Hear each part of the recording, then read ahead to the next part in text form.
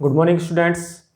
Basic mechanical engineering BTech second semester subject and अपना topic चल रहा है पावर ट्रांसमिशन। इसमें हम पढ़ चुके हैं पहले classification of belt. Classification of belt के अंदर डिफरेंट टाइप की क्लासिफिकेशन है according to drive, according to material, according to belt. Flat belt इसके अंदर हमने पढ़ा है और फ्लैट बेल्ट में ओपन बेल्ट ड्राइव एंड की लेंथ निकाली है। क्रॉस बेल्ट ड्राइव पढ़ लिया, क्रॉस बेल्ट की हमने लेंथ निकाली है।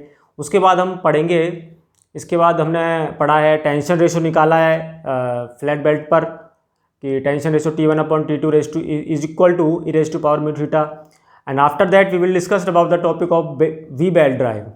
तो वी बेल्ट और फ्लैट बेल्ट में बेसिक डिफरेंस आपको बता देता हूँ मैं क्या है। फ्लैट बेल्ट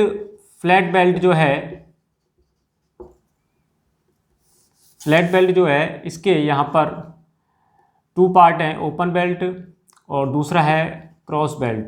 ठीक है, ओपन बेल्ट और क्रॉस बेल्ट। इसके बाद सेकंड नंबर का आता है वी बेल्ट। देखो वी बेल्ट अपने कहाँ यूज होता है। पहले बात तो वी बेल्ट होती क्या है, वी शेप की बेल्ट होती है। ऊपर से इस तरह से मान लो ये थिकनेस है इसकी, ये थिकनेस है इस बेल्ट की। तो इसकी जो शेप है वो वी शेप में होती है जनरली। जो थिकनेस जैसे जैसे हम लेके चलेंगे इसको, है ना, ये इसकी थिकनेस है जो कि वी शेप में यहाँ पर रहती है। ठीक है, तो अंदर की तरफ मुड़ा हुआ होता है पोर्शन, ठीक, मतलब नीचे की तरफ ऐसे। तो ये यूज कहाँ होती है, ये अपने लैथ मशीन की जो गियर बॉक्स है उसके ऊपर जो जनरली मैं बता रहा हूँ एग्जांपल जो बच्चे देख सकते हैं आप लोग। पावर गियर बॉक्स जो है उसके ऊपर पुली सिस्टम जो लगा हुआ है वहाँ पर ये वी बेल्ट दिया हुआ है, वो आप लोग देख सकते हो, प्रैक्टिकली चेक कर सकते हो इसको। वी बेल्ट का यूज हम क्यों करते हैं, ये क्या चीज़ है। देखो वी बेल्ट क्या है बेटा, जब दोनों तरफ से आपकी फ्रिक्शन सरफेस मटेरियल है दोनों तरफ से, तो उसमें maximum point of contact, maximum surface contact जो है, पॉइंट ऑफ कांटेक्ट नहीं सरफेस कांटेक्ट जो है वो मैक्सिमम कवर होता है। और ज़्यादा सरफेस कांटेक्ट कवर होगा तो फ्रिक्शन सरफेस ज़्यादा होगी। फ्रिक्शन होने की वजह से क्या होगा, जो आपकी ग्रिप है ना, grip between the pulley and belt will be increase and then RPM of the pulley will also increase। ठीक है, तो ये चीज़ होती है यहाँ पर। RPM बढ़ाने के लिए हम वी बेल्ट यूज करते हैं और दोनों सरफेस है। अब आपने जनरली देखा होगा या फिर पुली के ऊपर जो वी बेल्ट लगा होता है तो उसमें नीचे की तरफ एक स्पेस होता है, वो एग्जैक्टली टच नहीं होता है। लोअर सरफेस जो होती है पुली की उस पर वो टच नहीं हो पाता है उसका, और होना भी नहीं चाहिए। उसका रीज़न ये होता है कि जब सरफेस के बीच में जब फ्रिक्शन होता है तो वहाँ पर हीट जनरेट होती है, तो हीट को पास होने के लिए स्पेस की ज़रूरत होती है। ठीक है, इसलिए वो चीज़ सही है। तो अब हम आगे पढ़ते हैं, वी बेल्ट ड्राइव का डेरिवेशन कर लेते हैं। इसमें वी बेल्ट ड्राइव का एक डेरिवेशन कर लेते हैं कि tension on V belt drive कितना है, tension on V belt drive. तो यहाँ पर कुछ पॉइंट्स है वो लिख लीजिए। There are 2 normal reactions. पहले मैं डायग्राम बना देता हूँ आपको इसका। देखो ये आपको मैंने पढ़ाया था, इसमें यहाँ पर जस्ट बेल्ट में अंतर नहीं है, डायग्राम आपका वही है, लेकिन यहाँ पर सिर्फ बेल्ट में डिफरेंस आ रहा है। ये वी बेल्ट है पुली में और ये जो ओपन बेल्ट की जो लेंथ है इसमें डायग्राम में अंतर नहीं है, सिर्फ यहाँ बेल्ट में डिफरेंस आ रहा है। अब बेल्ट कौन सी है वो अपन इसका क्या इफेक्ट आ रहा है आगे डेरिवेशन में पढ़ते हैं। देखो ये डायग्राम उठा के मैंने इसको ऐसे, ये हॉरिजॉन्टल है, इसको वर्टिकली अपन ने यहाँ पर फिक्स कर दिया इस तरह से। ये देखो ये इसका सेंटर है। ठीक है, ये राइट साइड सेलेक्ट साइड जो भी है यहाँ पर हम दे देते हैं।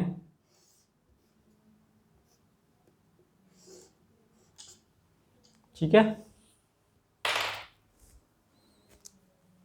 ये हो गया T1, ये हो गया T2। T1 को हमने टाइट साइड बोल दिया और T2 को सेलेक्ट साइड बोल दिया। ठीक है, इतना करने के बाद यहाँ पर ये पॉइंट ऑफ कॉन्टैक्ट्स हैं, पॉइंट ऑफ कॉन्टैक्ट हैं, ये दोनों पॉइंट है। पॉइंट ऑफ कॉन्टैक्ट्स के बीच का जो एंगल है कंप्लीट थीटा बोल दिया, ये आपका एंगल है थीटा। और पॉइंट ऑफ कॉन्टैक्ट से हमारे पास सेलेक्ट साइड है तो टेंशन हमने मान ली T, और टाइट साइड है तो टेंशन हमने कंसिडर कर लिया T plus delta T। Small elementary tension will be increase in tight side. After that we will consider the small elementary part of the belt. Small elementary part हमने ए भी ले लिया, ये आपका एक एलिमेंट्री पार्ट है।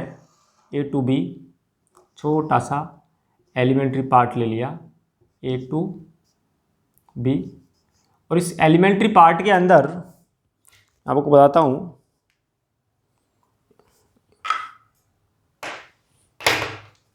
इस एलिमेंट्री पार्ट के अंदर जो ये वैल्यू है ये आपकी डेल थीटा होगी, ठीक है।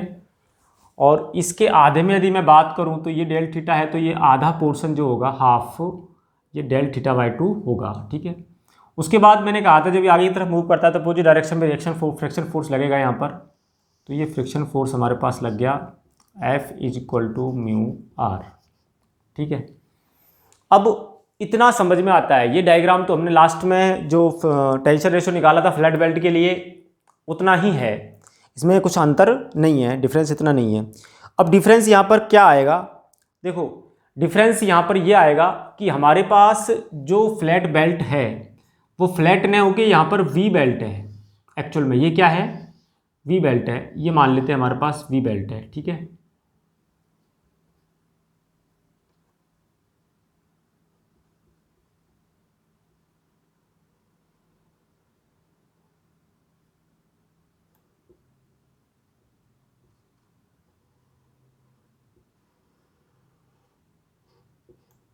ये मान लेते हैं हमारे पास कोई बेल्ट है, वी बेल्ट है।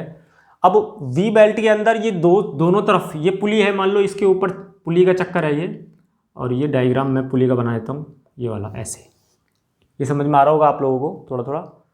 ये इसके ऊपर पुली है और इसके ऊपर बेल्ट लगा हुआ है ऐसे, ठीक है, ये ऐसे बेल्ट लगा हुआ है।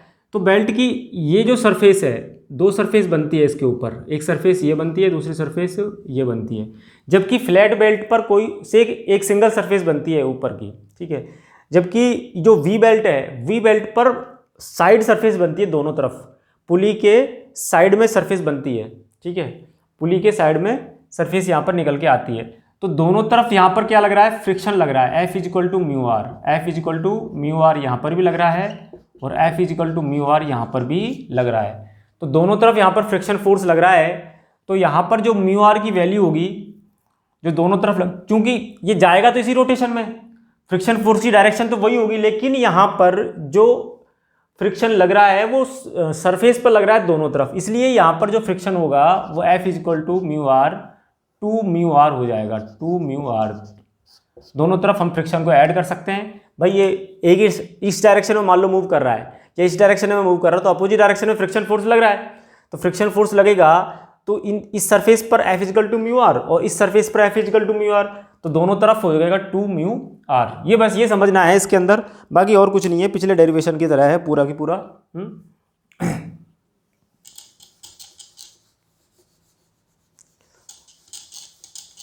बाकी यदि फिर भी अभी आपको प्रैक्टिकल अप्रोच लेनी है तो लैथ मशीन के ऊपर जो बेल्ट है उससे और चीज़ क्लियर हो जाएगी एक बार देखने पर। वी बेल्ट जब तक आप देखोगे नहीं, जब तक चीज़ें थोड़ा कम समझ में आएंगी, वी बेल्ट को दिखाना है। इतना करने के बाद अब ये चीज़ तो क्लियर हो गई, ठीक है। तो पहले अपन क्या लिखते हैं, थोड़ा कुछ लिख लीजिए डेरिवेशंस वगैरह इस पर इसकी।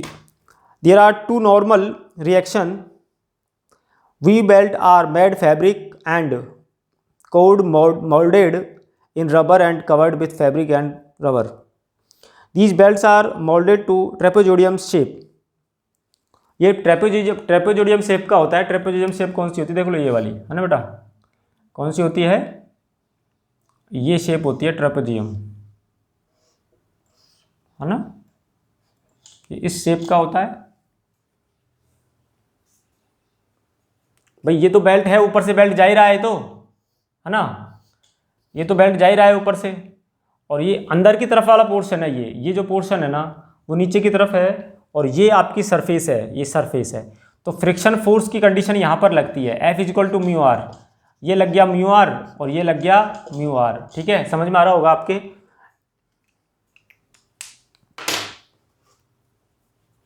यहाँ पर ये फ्रिक्शन फोर्स निकल के आता है। इस डायग्राम को बना लीजिए।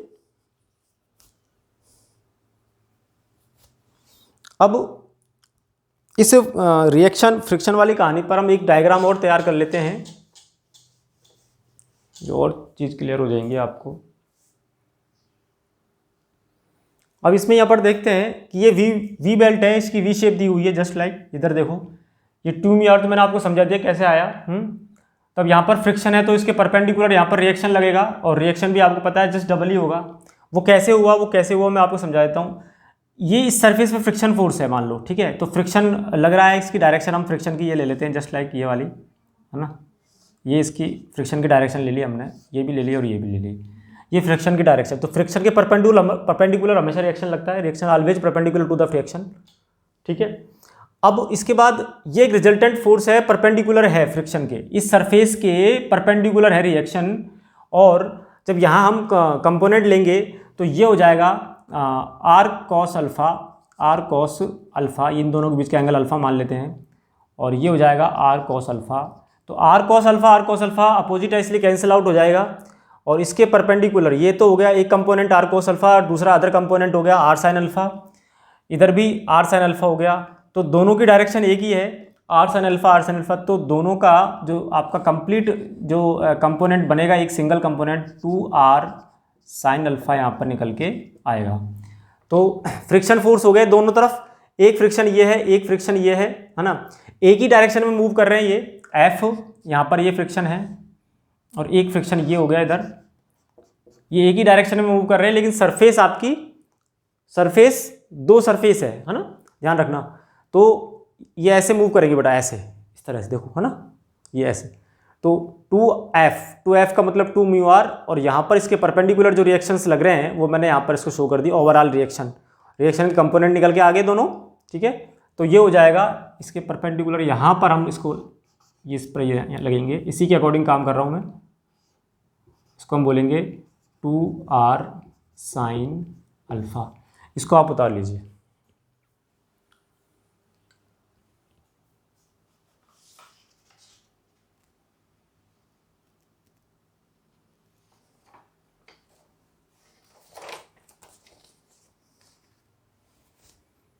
यहाँ पर भी हम बोल सकते हैं ये डेल थीटा बाई 2 है, डेल थीटा बाई 2 है।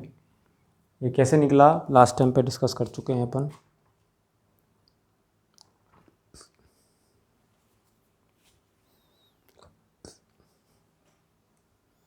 ठीक है भाई, अब अपन इसको कंप्लीट करते हैं। टोटल फ्रिक्शन यहाँ पर डेरिवेट करेंगे इसको, टोटल फ्रिक्शन लिखेंगे, total friction 2 mu R, total friction 2 mu are.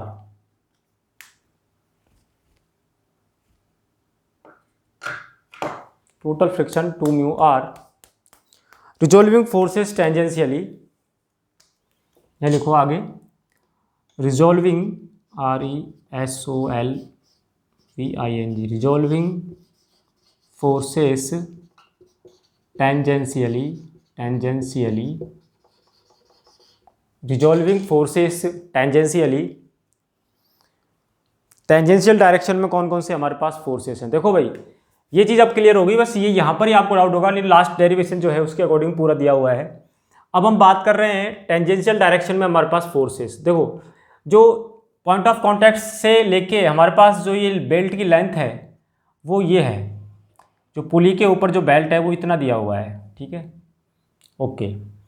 अब ये पुली के ऊपर ये बेल्ट दिया हुआ है, T इसकी टेंशन है, ये हमने कंसीडर की है, सिलेक्ट साइड में टाइट साइड में T प्लस डेल T है, तो इसके कंपोनेंट भी आप ले सकते हो भाई। हमारे पास फोर्सेस है तो उसे कंपोनेंट लेने पड़ेंगे ना, तो एक कंपोनेंट ये हो जाएगा, और यहाँ पर मैं इसको एक बार कंप्लीट बना रहा हूँ। इस कंपोनेंट को बोलेंगे T plus del T cos del theta by 2, एक कंपोनेंट तो ये हो गया। इसका अदर कंपोनेंट हमारे पास डाउनवर्ड डायरेक्शन में जाएगा ये वाला, इस कंपोनेंट को बोलेंगे T plus del T sine del theta by 2, okay.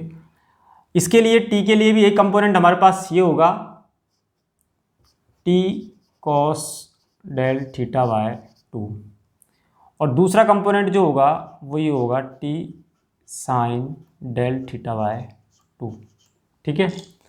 तो इस तरह से हमने कंप्लीट ये डायग्राम तैयार कर लिया है। अब रिजॉल्विंग द फोर्सेस टेंजेंशियली, मतलब हॉरिजॉन्टल डायरेक्शन में जो टेंजेंशियल फोर्सेस लग रहे हैं, टेंजेंट टेंजेंट डायरेक्शन में है। कौन कौन से हैं ये देखो, 2μr plus T cos del theta by 2 minus opposite direction में है T plus del T cos del theta by 2 equal to 0। Sum of all forces in equilibrium condition will be equal to 0, that is the equilibrium condition. ठीक है, इसके बाद हम इसको solve करेंगे तो क्या निकल के आएगा, और कोई फोर्स नहीं है टेंजेंशियल डायरेक्शन में, 2μr plus T cos del T ये ख़त्म, ये हो जाएगा माइनस हो जाएगा कंप्लीट, तो del T into cos del theta by 2 equal to 0। यहाँ से आपको एक चीज़ निकल के आ रही है ये कि del theta is small value, तो स्मॉल वैल्यू के लिए यदि डेल थीटा को 0 करते हैं, कॉस 0 की वैल्यू 1 हो गई, तो 2μr equal to del T आपका निकल के आएगा। यहाँ से ये एक इक्वेशन निकल के आती है। ठीक है, इक्वेशन नंबर 1।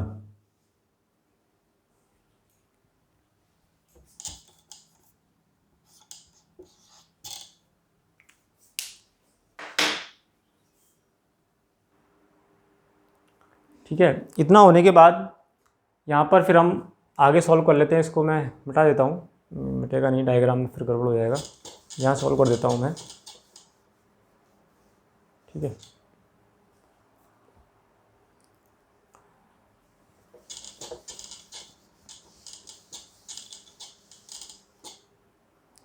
आगे हम करते हैं resolving forces radially. Resolving forces in radial direction,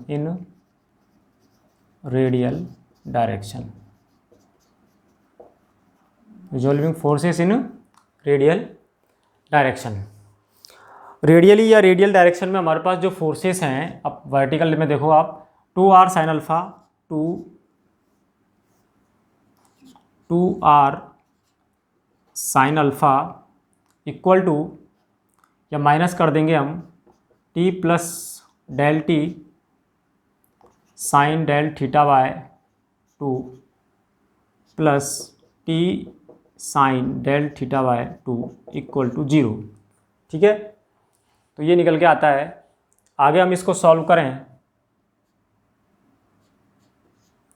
तो हमारे पास t sine del theta by 2 से कट जाएगा, ये क्या बचेगा, 2r sine alpha minus del T sine del theta by 2 equal to 0। Okay,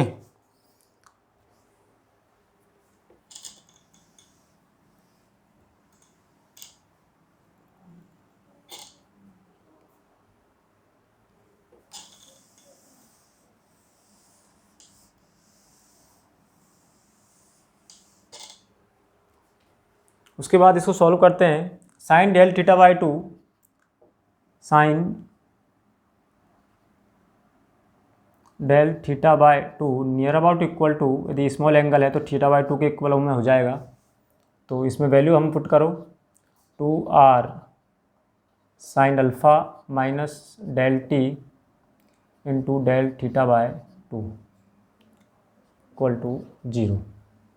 ठीक है भाई, तो ये चीज़ आपके निकल के आती है, लेकिन इसमें कुछ गड़बड़ क्या है, माइनस ही है, ये भी माइनस है, देखो यहाँ पर ये माइनस ही है, एक साथ है दोनों दोनों, थोड़ी सी मिस्टेक हो गई है। तो यहाँ पर आपका इक्वेशंस थोड़ी सी मिस्टेक हो गई।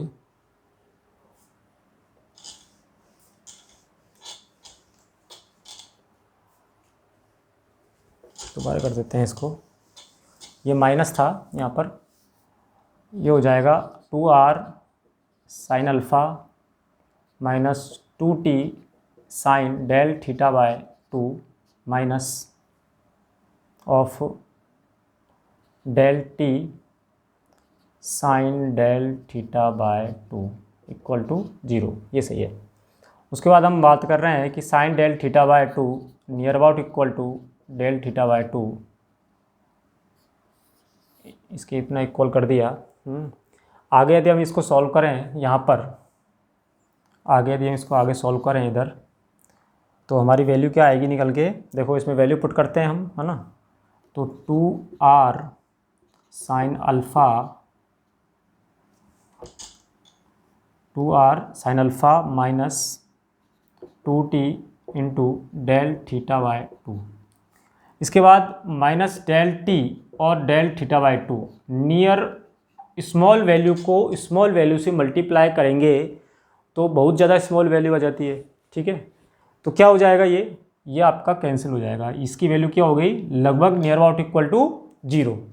Del T into del theta by 2 की वैल्यू क्या हो गई, 0 हो गई, ठीक है। तो फिर क्या बचा इसमें, इसको अपन इधर ले जाते हैं, 2 से 2 गया, 2r sine alpha equal to T delta theta, आपके पास ये वैल्यू निकल के आती है, 2r sine alpha equal to T delta theta. तो यहाँ से अपन क्या करेंगे, r की वैल्यू निकाल दो, r की वैल्यू निकाल देते हैं। इक्वेशन नंबर सेकंड मान लो, कुछ भी कर लो इसको, यहाँ से ये 2 इक्वेशंस आपके तैयार हो चुकी है। इसको नोट डाउन कीजिए।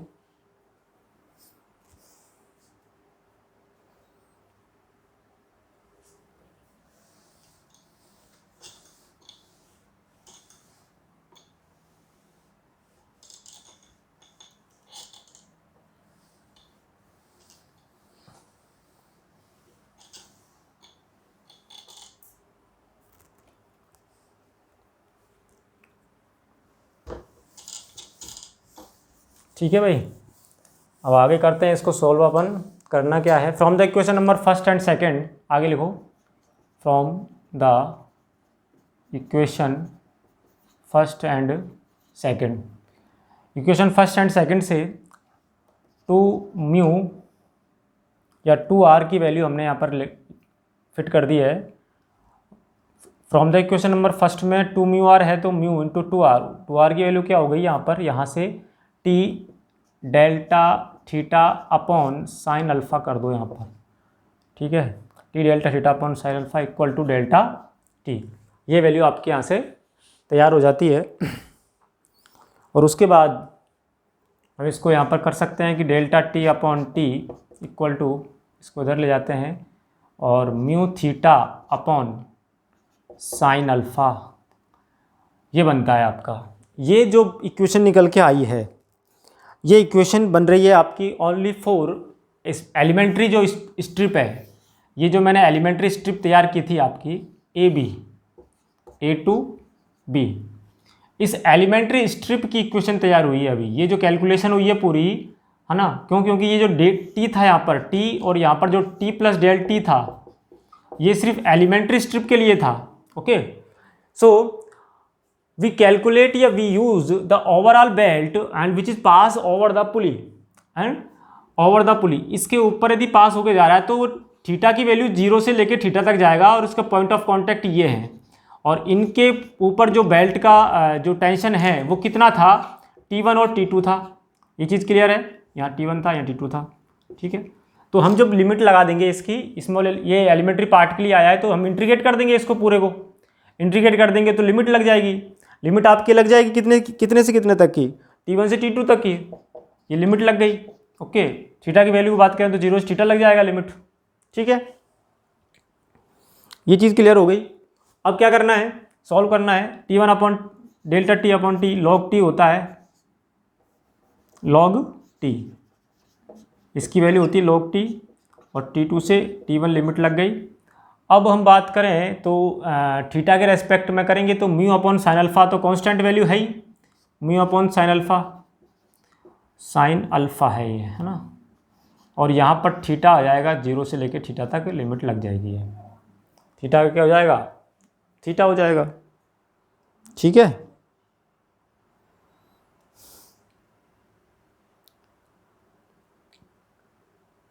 ये शायद डेल थीटा था ना, डेल थीटा था यहाँ पर, सॉरी डेल थीटा था यहाँ पर ये, हाँ डेल थीटा का थीटा होगा ना, थीटा का तो कैसे होगा थीटा, डेल थीटा का थीटा होगा, थीटा का तो थीटा स्क्वायर अपॉन 2, किसके रेस्पेक्ट में कर रहे हैं अपन, डेल थीटा के रेस्पेक्ट में कर रहे हैं, इस तरह से ये आपके इक्वेशन निकल के आती है और अब इसको सॉल्व कर लेते हैं। तो log T1 की वैल्यू इसमें पुट करोगे, T1 minus log T2, log T1 minus log T2 equal to mu theta upon sine alpha. ठीक है, ये निकल के आ गया। अब अपन इसको कैसे कर सकते हैं, log माइनस में जब होती है log की वैल्यू तो T1 upon T2 log mu theta upon sine alpha निकल के आएगा। और फिर आगे यदि हम इसको सॉल्व करें तो log में क्या होता है, ई रेज़ टू पावर लगेगी इधर, ये आप लोग सभी जानते हो। तो T1 अपॉन T2 इधर इसकी पावर में आ जाएगा जब log को अपन सॉल्व करेंगे, तो e की power mu theta upon sine alpha बनेगा। ये आपका टेंशन रेशो हो गया on V belt drive. This is the tension ratio on V belt drive. ठीक है, बहुत सारी जगहों में ये कोसेक अल्फ़ा भी हो जाएगा, 1 upon sine alpha cosec alpha होता है। ठीक है, इतना ही कंप्लीट होता है। सो ये tension ratio on V belt drive is completed. So thank you for watching this video.